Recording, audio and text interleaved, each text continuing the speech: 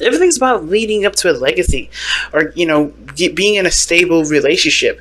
But there is questions behind whether or not this is something that someone wants to dedicate their time and effort to. So I don't think this is like two of coins kind of distraction sort of energy. I'm not getting that from this person. Not getting that from one of the people anyway. But I do feel like there is something here. There is something here regarding like avoidance, not looking at situations. It's weird because before I was like, oh, somebody may have offered something wonderful to someone else, right? Somebody may have offered their hand in marriage of some sort, which would have been cool. But it just seems like, to me, that's not the case. It looks like somebody is avoiding the situation because if someone has the Seven of Swords at this moment. That's avoidance. That's trying to dodge or something. But at the same time, it doesn't have to be, right? It could be that somebody's taking a risk. Somebody's taking a leap of faith, right? But the Two of Swords, the Two of Wands, rather, Two of Pentacles, goodness, they can show the, procrastination. It can show, looking, at everything but what your heart wants. And everybody's looking for a practical space. Everybody's looking to feel safe. Everyone's looking to be stable. Everyone wants something that's going to represent the relationship, or at least stand the test of time. Somebody wants to. A lot of people. Some people don't want to be in a relationship, but some people also. Some people, especially regarding this relationship, they want to go up. They want to get to a better place in their life with their relationship. They want to get married. They want to have kids. They want to expand. But somebody's trying to figure out whether or not it's worth that. Somebody's juggling a situation, trying to keep everything balanced to get to that point. But in order for things to happen, to manifest, you have to be conscious and be living in your truth, and not just like living by your moral code or anything, but like that. But living by how you feel. Being true to how you feel, communicating, expressing, and being true to how you feel. And I think that's one of the biggest messages for today, because before we start, pick the side that resonates with you. But this person on this side here is definitely looking at reevaluating, or they're the Seven of Cups can either mean reevaluation, or it can indicate that this person here is trying to figure out what else is needed to be done in their relationship. Of course, I think this person may be taking a risk here rather than avoiding the situation, or they may be avoiding a situation because they're reevaluating something. And it all has to do with going back to the past, right? Where they were last happy, how they felt in the past with this person. They're wanting to probably get to this point again, or get to a place where they are, this happy. But looks like they come a long way with this relationship. They really have. And how they think of this relationship is that, yeah, it's a work in progress. They don't know if they really want to continue, or this person doesn't know what other, trying to find other work to do, trying to figure out what else they need to do to expand it. What else do they need to do to, put work into it, to grow it, to nurture it, to love it? Not necessarily love it, but to, continue to put their best foot forward with it. So it doesn't have to be that this person's trying to avoid a situation. It could, right? And at the same time, this person may be very financially focused. So this person may look like they're trying to avoid a situation, or trying to get out of dodge, or trying not to focus on a situation head on, when they're actually really trying to, do the best that they can with what they got, what they know about their finances, to be in a situation where they're financially stable to support a relationship that can go beyond this phase. So that being said, so the person sees the Chariot with this relationship. Success. Beautiful progress. Perhaps even a need for more balance. But there is so much that this relationship has overcome. And there's so much, there's a great understanding that there is so much, success and, potential, happiness with this relationship. This person feels like they're in control of themselves. They're putting their best foot forward always. And they're doing the best that they can with what they got. Okay, so this person feels very in control of themselves, which is good. Cancer, this is your card as well. This is a card that you loan your energy to. And this is, and the reason why is because it's about balancing your head and your heart. Making sure that your heart, your emotions are being sustained and cared for and attended to, as well as, tempering the mind. And I feel like this person definitely feels like this relationship is a success, because look at how they're presenting themselves. They have the world here. That's the card for success. Again, that's another success card. It's a card of completing a cycle. Yes, it's been a long journey, but you've come to a beautiful wrapping up. It's a gift that's been given. Usually when the world comes up, Saturn, this is a card for Saturn. Saturn always gives gifts to hard work. And you have put in hard work. When I see the Chariot here, there's been hard work put in. This person may not be aware of the results of their hard work, and it's not really seeing where their hard work has been, going. They haven't really been seeing the results of it. They know, seeing the results that they want to see. If you see results, but none that they want to see. So they're trying to figure out what else do they need to do, how far do they need to push. While you're like, or this person over here, whoever this person is, we're going to, whichever one you resonate with, Cancer, this person here is happy with where they are. They're still doing the best, and they know they're doing their best, and that's good enough for them. And I think it's because they release the need or the attachments of expecting something, of wanting things. They feel like they're already connected in the relationship. I don't feel like this person needs anything. I don't think this person is distracting themselves. You know what I mean? The Devil, to me, when it comes up like that, it's like this person has overcome a lot of things that made them feel disempowered. So now they feel empowered. Now they feel like they're ready to go. Now they feel like they're ready to put their best foot forward.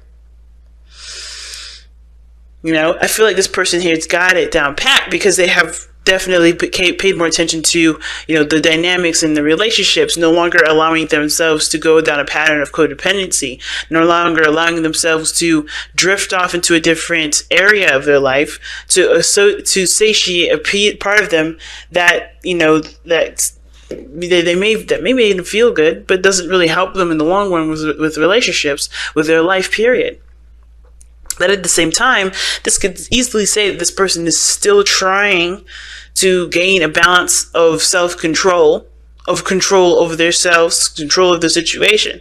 They see that this is a need, this is a path in which they have to adopt and practice and continue to focus on on themselves, because this is unfinished business here. The situation is like they're coming to the end of a situation, ending of a cycle, transitioning to something new. But what's keeping them from being able to do that, perhaps a lot of their old addictions. They're obsessed about something, or someone else is obsessed with them.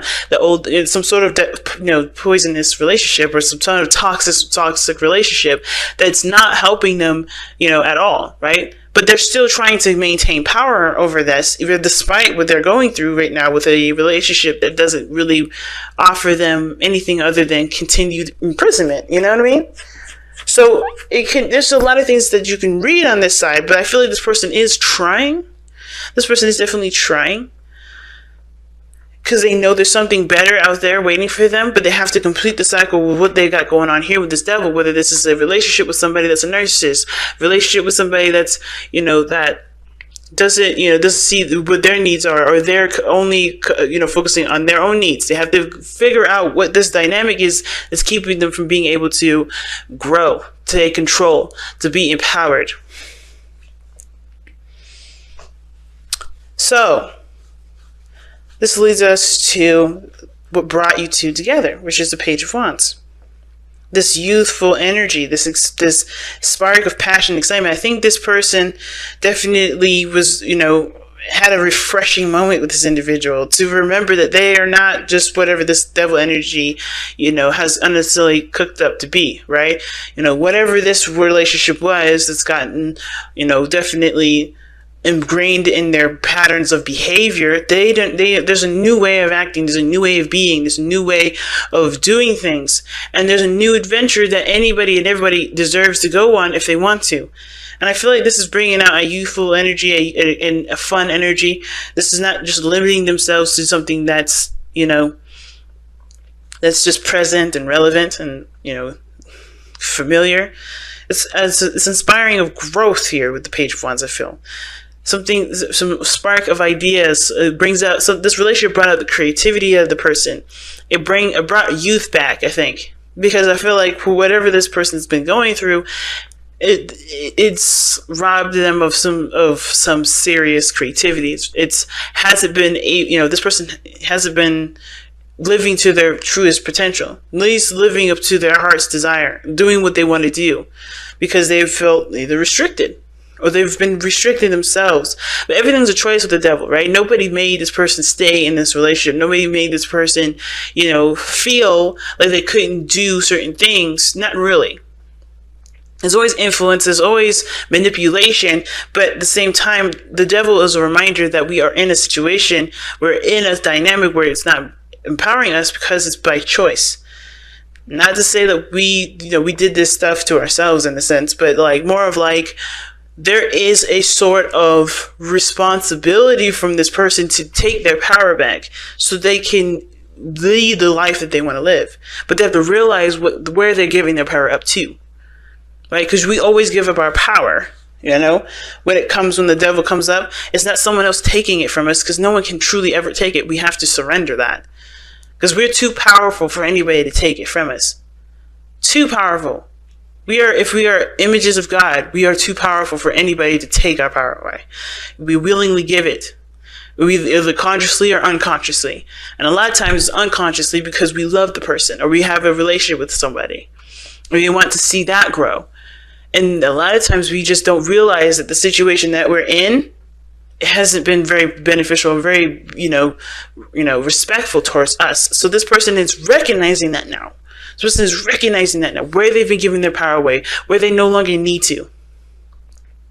But it's interesting that this, especially with this, before we get started, even with this other person, right? I think this is why this person wants, is doing the best that they can, taking a step out of their comfort zone and trying to figure out what needs to be done with this relationship, because this relationship is a soulmate connection that does bring them back to a time of happiness, that reminds them of a time of innocence where they can connect with their youthful spirit. So this person is feeling the youthfulness too. This is inspiring them to go after their heart's desire, their happiness. And I think this is why this person may be looking like they're ghosting, maybe looking like they're disappearing, but this person is doing the things that they need to do to sustain themselves and the relationship to, move forward.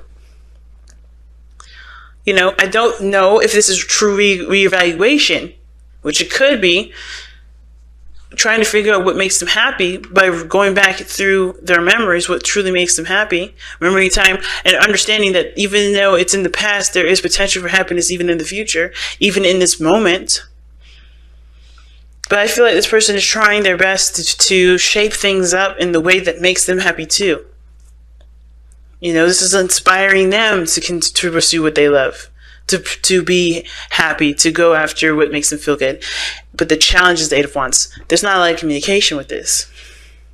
Everybody's going through their own stories right now, but nobody knows what's going on. This person's probably ghosted. I think it's temporary here, because they're doing what they need to do at this moment to, at least figure out what they want. Remember, at a time of innocence or whatever, but there's not a lot of communication. There's no progress being moved forward. There was a spark of passion, something definitely going, but then it died really fast. There's no communication, there's no nothing. And I don't know why, other than, everybody's having their own side of the story that they are dealing with.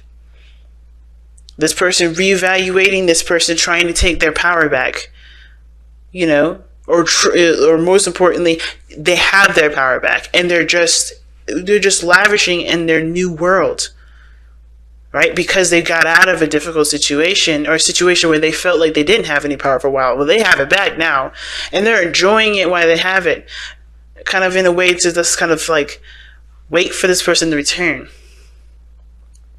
But usually the Seven of Coins would indicate waiting too. But this is figuring out what needs to be done. This is kind of reevaluating, figuring out what work needs to be put into the relationship for it to be stable. But I feel like the thing that we got going on here is communication, progress, things moving forward, things moving fast. It could be that things are moving very fast and it's overwhelming to both parties. It could be that too. But it could also indicate that too, right? There's not a lot of communication because there's a lot of looking at some things either need to be taken care of or they honestly are just distraction tactics. Keeping the person away from a stable relationship because everybody's afraid of being tied down again. You know, of course, there was happiness with this relationship, but you have to think this was in the past. There was happy times, but what caused this person to not have this happy time anymore with the person that they're remembering or with the relationship that they're remembering? Which is bringing them back to this period of, I don't know if I could get back into a relationship again. Perhaps that's why they ghost. That's why they disappear. That's why they don't communicate. That's why they're distanced. But they also may be trying to figure out and trying to convince themselves otherwise because they know that happiness can happen again. They know that they were happy before. They can be happy again. It's going to require them to take a risk, and they know it. But they're dealing with the details right at this moment, and instead of just going with their heart and going with it, because the Eight of Wands is all passion, it's all flowing through. You know, no pentacles, no slowness. It's just running with it. And there's not a lot of running with it because everybody's being super cautious. This person just got their power back from a situation that they felt manipulated, controlled, or vice versa, whatever, right? They've been feeling like they were held down. They were tied up. This person lost whatever they had. And they're trying to remind themselves that they can have something more stable and, secure. But, there's a potential for great happiness in this relationship, higher commitment, better commitment than the last relationships that you both have gone through. But both parties need to see that too.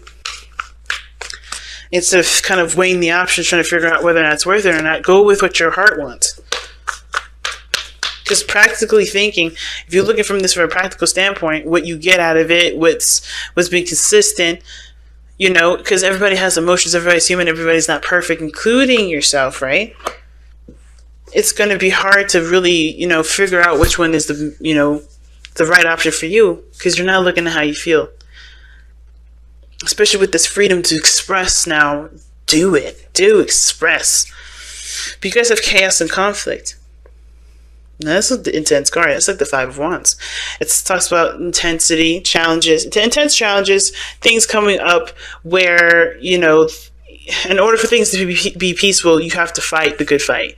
You have to, stand up for yourself. You have to create boundaries. You have to, have arguments, right? All of those things come before peace, because in order for there to be peace, there has to be correction. There has to be balance. There has to be adjustments. And to fix the situation, fix the problems that occur for there to be happiness in the first place. For there to be peace at all. There could be so many good things here, but don't be afraid to get down and dirty, Not, of course, don't be dangerous, don't be rude, don't be all those things, but just, don't be afraid to get into it, especially if it's something that you want. If this is something that you feel passionate about, go for it. Don't sit on it and think about it and wait and hope for the right decision to come to you from the sky, because it's not coming. You have to be the person to decide it, and you have to be willing to, if deciding it, take your dream by the helm and ride it until it's real and in your face. Because if it can happen, it's possible, but it's all about your mindset going forward.